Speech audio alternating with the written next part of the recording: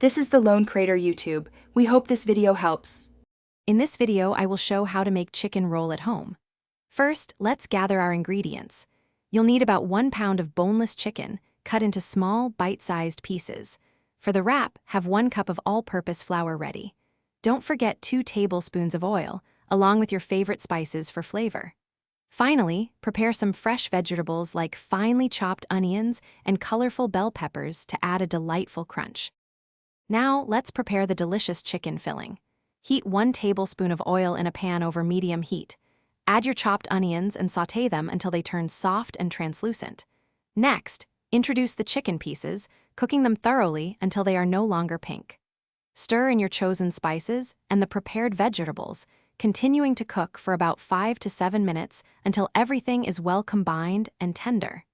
This creates a flavorful base for your rolls. Next, we'll make the soft, pliable wraps for our chicken rolls. In a bowl, combine 1 cup of all-purpose flour with enough water and a pinch of salt to form a soft dough. Knead this dough for a few minutes until it becomes smooth and elastic. Divide the dough into 6 to 8 equal portions. Then, roll each portion into a thin, round flatbread, aiming for about 6 inches in diameter. These will be the perfect casings for your savory filling. Finally, it's time to assemble and cook your delicious chicken rolls. Place a generous amount of the prepared chicken filling onto the center of each flatbread wrap.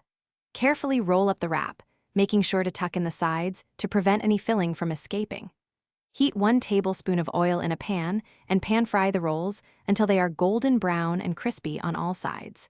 Serve your warm, homemade chicken rolls with your favorite chutney or sauce for a delightful meal.